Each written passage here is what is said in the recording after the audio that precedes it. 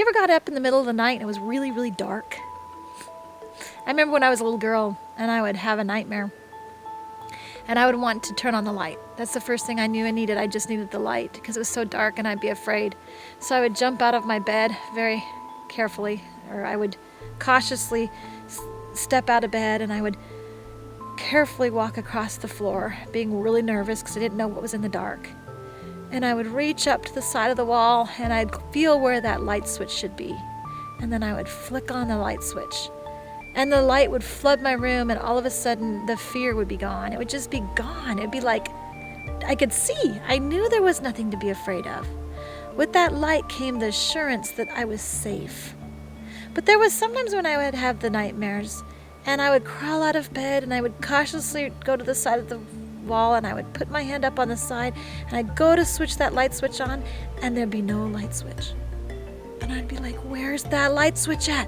And I'd frantically feel along the wall for the light switch, and I couldn't find the light switch. It was terrible. And I remember I would cry out to my mom, Mommy! And I would need her to come and rescue me. And it was interesting because you know what she would do? She would come into my room, and the first thing she would do is turn on the light. And most of the time when she did, she'd find me on the other side of the room. Somehow I would have gotten out of bed and went to the wrong wall. I was looking for the light switch on the wrong side of the room. And so I wanted to just talk to you about a light switch. You know, a light switch is what allows our light to be turned on or to be turned off. And it's interesting because when you turn on the light switch, it allows for the flow of electricity to go through. And it's that flow of electricity that turns on our light. Our light bulb can be perfect. It can be brand new. It can have nothing wrong with it. It can be shiny and clean, and it cannot work at all if we don't have the capability to allow the electricity to flow through it. So I can have the most beautiful light bulb in the world, and it can be completely useless if the electricity cannot go through it. But with electricity flowing through my light bulb, it doesn't matter what my light bulb looked like. It doesn't matter if it had a scar or a scratch on it. It doesn't matter if it was made out of the simplest of materials. If the electricity is flowing through it, the light will turn on. And it is that light that will bring peace and comfort to everybody that comes in contact with that light. With the light it shines, it gives light to others, not just itself.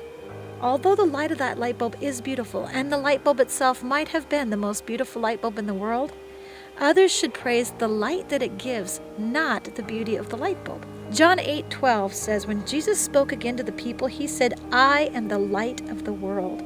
Whoever follows me will never walk in darkness, but will have the light of life. So I want you to catch on to that. What it's saying is this. It's saying that Jesus Christ is the light, and that when we live in fellowship with Jesus, then he gets to pour his light through us, like that electricity. When we start to show light to others, it's Jesus Christ flowing through us that's allowing us to be able to be the light. And that's why when I know Jesus Christ, I never have to walk in darkness, because I have the light of Jesus in my soul, in my very soul. So when I would have those nightmares and I couldn't find that light physically, in my spiritual life, as I've gotten to know Jesus as my friend, I realize that no matter how dark it is outside around me, I don't need to fear, because I know I have the light of the world living inside of me. Matthew 5:14-16 says, you are the light of the world. A town built on a hill cannot be hidden. Neither do people light a lamp and put it under a bowl. Instead, they put it on its stand, and it gives light to everyone in the house. In the same way, let your light shine before men, that they may see your good deeds and glorify your Father in heaven. You see, the interesting thing is that when I shine my light for others to see, it's not so that they'll look at me and say, oh, isn't Mrs. Schlegel so great? Not at all. What is really occurring is that when I shine my light, others should see me and say, wow, God is amazing. Look at what he can do through even Mrs. Schlegel.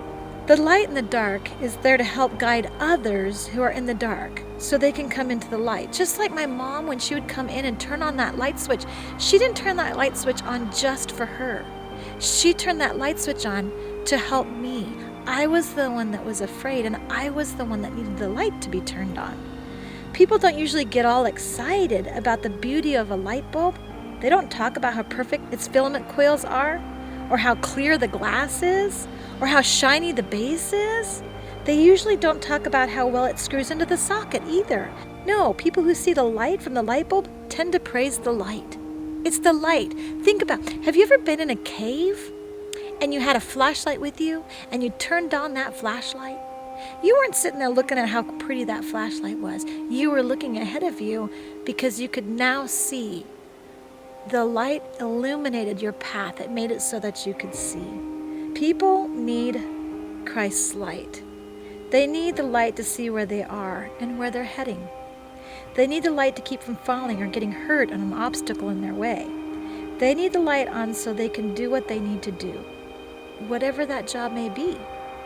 Just like the light bulb, when you live your life for Jesus and you see his love and kindness flow through you to others, you shouldn't expect others to praise you for it.